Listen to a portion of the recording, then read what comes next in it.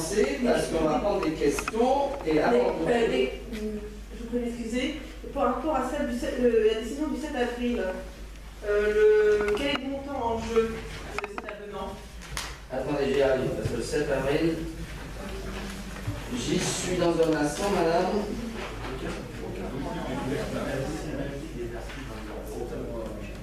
Alors, décision relative à l'avenant d'exécution de matériel scénique sur la société de la boutique du spectacle, sur la nécessité d'intégrer des fournitures supplémentaires. C'est un marché à bon commande? Oui. Donc, ça ne change rien. C'est l'enveloppe qui est votée par le Conseil constitutionnel et c'est la nomenclature qui peut changer. Je ne sais pas.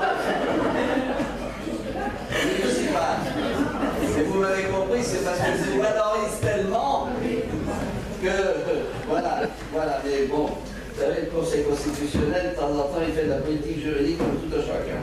Parfait. Absolument. Pour celle du 29 avril, une convention d'occupation à titre précaire pour M. Gallo à partir du 1er mai. Le 27... 29 avril. 29, j'y arrive. La troisième. Alors, en bas, précaire payant au profit d'un professeur des écoles, oui, alors. Donc, décision relative à la convention d'occupation à titre précaire et payant au profit de M. et Mme Sébastien Gallo concernant Oui, il s'agit d'une chose très simple. Ces gens-là ont un pavillon un peu sur les hauteurs et en dessous il y a un terrain de la ville. Ils nous ont demandé la possibilité d'utiliser parfois ce terrain qui est un terrain inondable et qui n'est non constructible et pour site d'agrément. Donc on a accepté de leur fournir cela de cette manière. Donc vous avez la somme de 300 €. C'est-à-dire que ça leur fait un petit jardin, mais que la ville sur les en a le droit de le reprendre quand elle veut. C'est aussi simple que ça. Parfait. Alors je vais poursuivre et avant de passer aux questions que je vais prendre dans l'ordre, je voudrais adresser des félicitations, des publics. Tout d'abord à Claude Kopelanski, parce que nous avons, et j'y étais, moi j'ai rien fait, j'ai regardé, un casque sur la tête, assisté à un envol de la passerelle du marché qui s'est passé pile poil à l'heure, 2h42. Elle est montée dans l'air, elle s'est posée comme à la parade devant nous. Et ça a été vraiment je dirais, un exercice en apparence facile, mais qui a demandé beaucoup de préparation et qui a été effectué dans des conditions comme à la parade. Voilà, tiens, je vous adresser, mon cher collègue et mon ami, mes Kadim, félicitations. Je voudrais adresser également des vives félicitations au service et au service notamment culturel pour l'organisation de la fête de la musique hier soir, qui s'est passée toujours dans des conditions parfaitement, je dirais, normales. Et ça s'est bien passé, mais ça on le sait après, on ne sait jamais avant. Hein, et donc il fallait veiller au moins. Alors, j'en viens maintenant aux questions que j'ai reçues des divers groupes. Alors on va commencer par... C'est moi qui fait. Alors, de la part de M. Laverne, j'ai reçu, Eric, j'ai reçu 4 questions. Donc la première, dans la mouture dernière qui était celle du 18 juin, de date, audit structure du coût de la ville. Eric, vous avez la parole. Oui. Monsieur le maire, lors du budget 2015 que nous avons voté, nous vous avons demandé à avoir un accès à l'audit des services municipaux de la ville. Le but est de comparer la structure de coût de Maison Lafitte à celui de l'ensemble des communes équivalentes. Nous souhaiterions savoir où nous en sommes et quand la présentation du cabinet pourra-t-elle avoir lieu. Alors, j'ai déjà répondu en partie. Vous aurez bien sûr les éléments et nous en discuterons ici vraisemblablement avec le cabinet qui nous fait ça. Pour l'instant, je n'ai eu qu'un contact direct personnel du maire avec ce cabinet. Je dois, pour rien le cacher, parce qu'il faut qu'on en discute, parce qu'il y a beaucoup d'adjoints qui vont avoir à réagir. Donc nous aurons sans doute courant juillet des échanges avec ce cabinet et ensuite nous en parlerons au conseil municipal. Donc je pense à huis clos sans doute, parce que ce sont des choses qui sont quand même, parfois il faut faire de la pédagogie. Donc ça viendra, je dirais, à partir de septembre-octobre.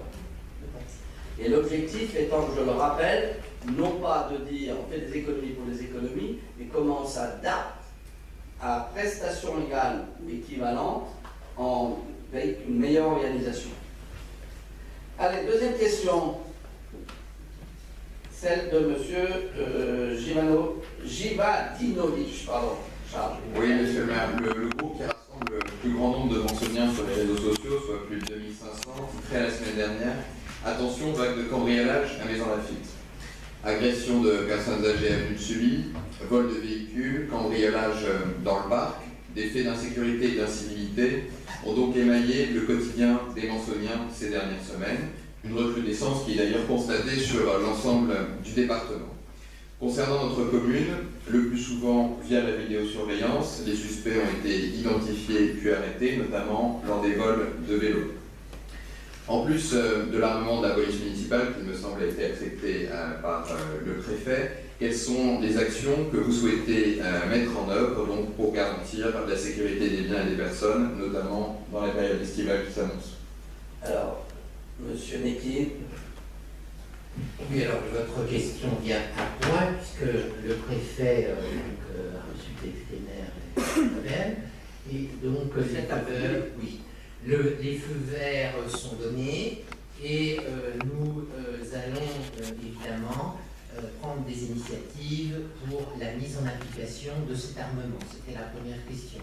Alors savoir, d'abord, une convention devra de nouveau être signée entre le maire et l'autorité préfectorale. Deuxièmement, évidemment, il faudra nous engager à des actions de formation. Troisièmement, en ce qui concerne proprement l'armement, les armes sont déterminées, seront mises à disposition par le ministère de l'Intérieur, mais évidemment il y a des conditions, Malurin, et puis vous avez des munitions qui seront du 38, puisqu'il y a une classification.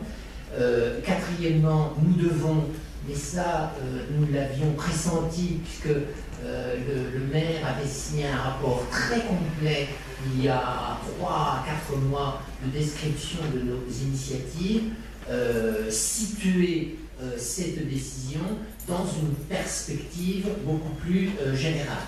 Alors, cette perspective générale, c'est l'obligation de bien nous insérer dans la politique de prévention de la délinquance. Alors, en ce qui concerne la deuxième partie de votre question, c'était une transition par rapport aux exigences du préfet, je peux vous dire que, en l'état, premièrement, l'opération Tranquillité doit se généraliser. Alors, je vous rappelle les chiffres. Nous avions 188 habitations qui avaient été signalées soit à la police nationale, soit à la police municipale.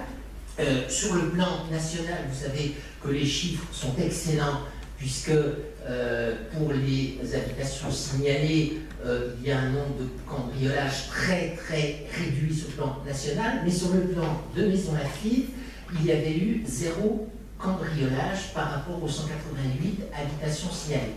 Alors, je demande à chacun de dire à ses amis, à ses voisins, de signaler à la police nationale ou à la police municipale, et je vous renvoie à l'article qui avait été publié le mois dernier, de le faire parce que ça permet de structurer les patrouilles. Deuxièmement, en ce qui concerne les patrouilles, je vous avais dit ici que la police municipale patrouillerait le dimanche, ce qui était une première. Cela va continuer. Et je vous dis d'ailleurs que nous avons, à la suite de votre vote, je ne sais pas si vous en souvenez, mais recruté un agent de police municipale, qui sera un agent de police municipale, pour renforcer nos structures. Et donc la police municipale organisera des patrouilles. Troisièmement, nous avions un souci dans les cambriolages. Vous avez beaucoup d'habitations qui sont occupées par des seniors. Il en est de même d'ailleurs pour les escroqueries faites à domicile. Peut-être que vous-même, vous avez, tout en étant pas senior,